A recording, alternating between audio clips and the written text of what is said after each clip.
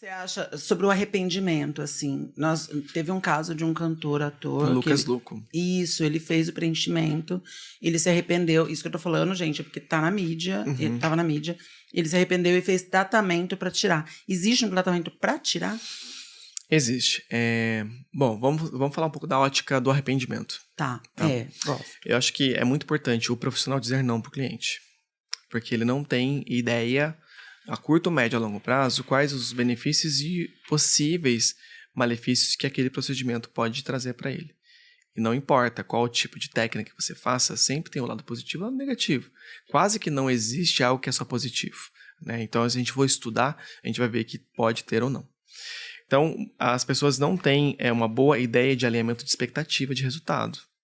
E é muito importante que seja identificado, diagnosticado nesse paciente se ele tem alguma característica psicológica. Existem algumas doenças psicológicas que a pessoa se olha no espelho, por exemplo, não se enxerga como a gente realmente se enxerga.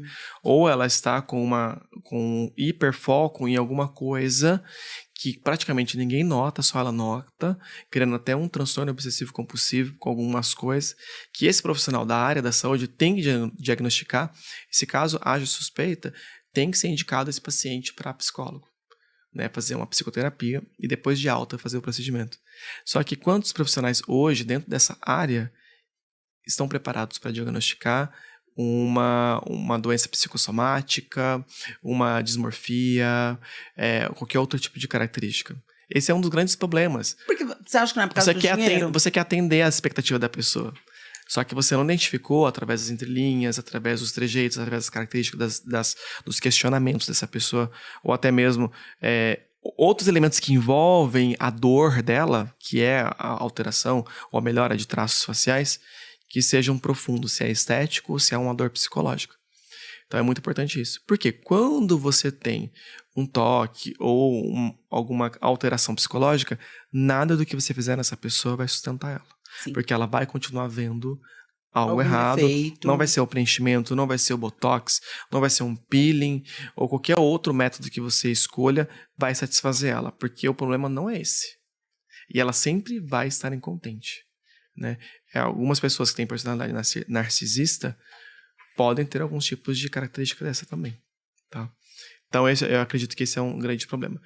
E quando se arrepende, o que a gente faz? Existem tratamentos para isso, tá? Existe uma enzima que se chama hialuronidase, que ela degrada esse ácido hialurônico que está ali no tecido. Nós produzimos essa enzima, tá? Principalmente quando a gente produz inflamação, a gente produz essa enzima. E essa enzima, ela degrada de maneira rápida e segura. Só que, dependendo de como é aplicado esse produto, dependendo de como nas camadas, ela é um pouco mais trabalhosa. Não se consegue um resultado ótimo em 1, 2, 3 sessões. É um processo, né? Por isso que a gente fala processo de desarmonização ou degradação desse ácido hialurônico. Mas é super seguro. De todos os preenchedores, o ácido hialurônico ainda é o mais seguro. O ácido é com o ácido hialurônico. Esse ácido é com esse ácido que é feito a harmonização. Também existem outros tipos de preenchedores. A gente chama ele de preenchedor não definitivo, né? Existem alguns definitivos, como o PMMA, que é o polimetilmetacrilato, que ele surgiu, na verdade, há muitos anos para tratamento de pessoas em estado de humor cadavérico, por alguma condição imunológica, como HIV, entre outros tipos de características, que a gente vai perdendo o tecido de gordura da face. E algumas universidades começaram estudos e viram que era ótimo, porque ele ficava ali naquele momento. Só que você tratar uma condição patológica é uma coisa, você tratar uma condição estética é outra coisa. Então a gente tem que ver se essa pessoa tem indicação ou não, porque ele não costuma se comportar muito bem em tecidos moles, por exemplo. Tá? Por exemplo, você aplica PMMA. O que é o PMMA? PMMA, que é o polimetilmetacrilato. Por exemplo, a gente não... Existem alguns profissionais que aplicam, existem novos tipos hoje, novas tá moderno hoje o produto, né? Então ele já não produz tanto granuloma, não tem tantos problemas linfáticos quanto antigamente. Então, assim, eu não gosto de trabalhar com esse produto. Primeiro que, se você se arrepender, em algumas situações, só cirurgia. Tem que dissecar. Abrir, raspar, dissecar, enfim. Tá? Então, é nesse sentido. Eu prefiro trabalhar com produtos que são absorvíveis. Eu ia falar, não foi esse que... Ai, gente, polêmica. Não foi esse que parece que uma moça famosa colocou em alguma parte do corpo e aí pra tirar ficou um buraquinho no lugar? Porque dependendo de como esse polimetilmetacrilato estiver intrinsecamente ligado aos tecidos em camadas diferentes, se tem um processo inflamatório com risco de vida, aí você tem que... Risco de vida, né? Salva a sua vida, não salva o seu bumbum. Entendeu?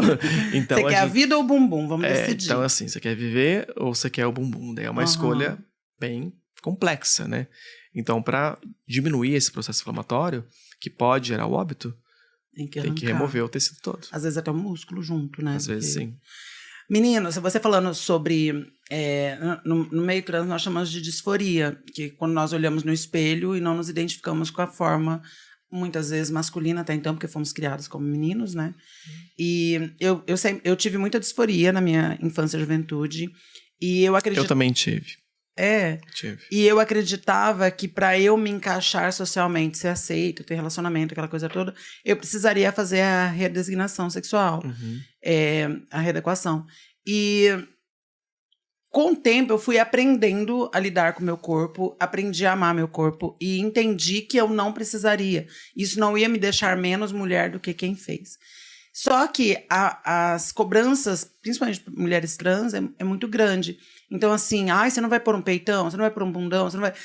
Vão cobrando coisas pra gente. Então, eu passei por muitas dessas fases e eu fico muito feliz que em todas elas eu pensei muito. O que eu não fiz é porque eu não quis, mas se eu tivesse feito é porque eu pensei muito antes de fazer.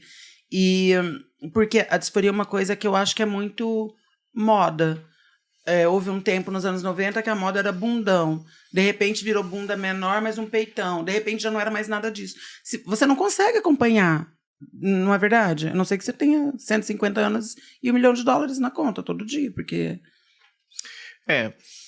Bom, você falou uma coisa muito interessante, né? Se a gente for parar para pensar, existem muitas óticas, então é uma ótica discutiva, não é uma ótica... mais interpretativa e a nível, vamos tentar entender mais sobre isso, porque existem muitos universos pensando ao mesmo tempo aqui, e não necessariamente o ponto que a gente vai citar aqui agora é uma verdade absoluta, né? Mas eu vou falar um ponto de uma ótica que eu imagino, de repente posso trazer alguma luz para alguém que esteja assistindo, que faça sentido com essa pergunta super interessante sua. Eu acredito, olhando assim, por exemplo, alguns anos atrás, eu tive a oportunidade de fazer curso de visagismo para cinema. Lembra dessa fase? Eu lembro. Né? Eu fiz visagismo para cinema. E foi uma experiência maravilhosa, porque você criar um personagem, fazer com que as pessoas olhem para esse personagem com a característica que o diretor de cinema, por exemplo, ele quer. Qual é o que eu quero passar com esse personagem para quem tá assistindo, pro autor. Aonde esse personagem mora, a vivência que ele tem. Isso. Assim, nossa, mas que loucura é essa, James? O que tem a ver com a pergunta da Paula? Tem tudo a ver. Tudo a ver. Por quê? Vai muito de encontro de como você imagina do que é ser uma mulher. Sim. Vai muito de como você imagina do que é uma mulher bonita, elegante, do qual é o padrão de mulher que você acha bonito. Sim, então, eu costumo dizer, porque isso é uma questão de construção. Obrigada, já pode fechar aqui, porque é maravilhoso, Não, isso mas mesmo. é uma questão de construção de um personagem, então tudo a ver com o visagismo, com a visão de beleza do todo, de tudo e da vida. Sim. Então, por exemplo, é por isso que eu falo pra você, vamos deixar aberto pra gente questionar esse ponto de Claro, vista. não é discutível, porque beleza é um conceito. Exatamente. Mas eu entendi. Mas, por exemplo, eu conheço trans que tem uma característica. E eu conheço trans que tem outra característica. E eu conheço mulheres que não têm característica de trans, mas são trans. Ou não se identificam como mulheres. Faz sentido? Quase. Por exemplo, deixa eu ver se é porque assim... Nazaré Tedesco. Exatamente, pronto. Por exemplo, eu conheço mulheres... Você se identifica como trans ou como mulher? Trans, travesti, porque essa nomenclatura é outra discussão, mas nomenclatura de menos. Tá. Mulher trans, a mulher cis. Pra mim, olha mulheres. só que coisa, que ainda falta um pouco mais de cultura, no meu ponto de vista, para eu absorver um pouco mais sobre isso. Eu sou gay, esse é uma bolha que eu estou inserido, mas ainda às vezes eu fico um pouco confuso. Claro, é normal. Tá, assim, tipo assim. Então você se identifica como trans. Mulher trans. Mulher trans. Mulher travesti. Então eu vou usar você como exemplo, tudo bem? Tá, não, lógico. Perfeito. Então, vamos lá. Eu conheço mulher trans que não tem estereótipo do padrão trans. De que todo mundo já... entendi. Entendeu? Que tem uma cisgeneridade maior, que se lembra muito mais uma mulher cis, que é aquela mulher que a gente diz que você é camuflada. É uma mulher que tem todos os traços, não digo só físicos, vamos falar assim, ó, não é só traços físicos. Porque a gente ainda foca muito no traço físico. Sim. Né? Mas assim, é traço de personalidade, age como características de mulheres, pensa muito como características de mulheres, tem ações, trejeitos e diálogo, cultura muito de mulher e também tem sentimentos de acordo com a gente julga que seja desse universo feminino, por exemplo. Entendi. Entendeu? Faz sentido? Faz, eu entendi. E, então, gente, só pra esclarecer... só pra finalizar, claro. E eu conheço muitas mulheres trans que são fisicamente tão perfeitas que você fala assim, meu Deus do céu, não, verdade? Sabe aquela coisa assim, quando a pessoa fala assim, mas tem todas as características de um tipo, se chama, como que eu diria, pra não chocar muito, pra não criar uma polêmica, eu não sei, sei lá, sem ser cancelado, né? Porque assim, mas que não tá dentro desse padrão de que todo mundo quer ser. Faz assim. Eu entendi. Não, e essa discussão é muito atual e eu acho muito bacana. Porque antigamente existia essa cobrança de que você tinha que ter uma perfeição Roberta Close. E aí você tinha que ter um padrão cisgênero. Se você sentar de perna aberta, a mulher não senta assim. Porque seguia padrões. E agora não mais. Você pode ser uma mulher que de repente quer ter barba. E tá tudo bem. Você pode ser uma mulher que de repente não quer ter cabelo. E tá tudo bem. Exatamente. Não tem mais um padrão. Sobre isso. É isso. É muito sobre isso. Eu acho muito maravilhoso isso. Por exemplo, ó, eu vou usar pelas minhas experiências, assim, pelo mundo, né? Eu tenho uma clínica nos Estados Unidos e vou todo mês praticamente para os Estados Unidos. Então, eu já tô ficando bem habituado àquela cultura de lá, que é bem diferente da nossa, né? Então, é uma questão assim, as pessoas vão pro supermercado, por exemplo, de roupa de dormir e tá tudo bem. Uma mulher linda lá está de moletom, padrão TikTok, entendeu? Você vê uma mulher super mal arrumada saindo de um carro de 450 mil reais. Então, é muito cultural. Então, quando eu quero dizer assim, Aqui cultural... a gente vai no shopping, coloca a melhor sandália. E eu acho que essa questão cultural também se adequa a essa bolha, a esse universo que nós estamos inseridos. Sim. Né? Então, dentro dessa cultura, existe muito esses padrões que quem criou? A gente mesmo. Foi a gente mesmo que criou. E é muito cultural também, né? Entendeu? Então, se foi a gente mesmo que criou, a gente não pode, de uma maneira ou de outra, eu acho que a gente não tem que exigir de outras pessoas que façam o mesmo ou que a gente se insira nesse padrão de outras pessoas. Acho que não deve existir uma obrigatoriedade. Acho que isso é ter liberdade.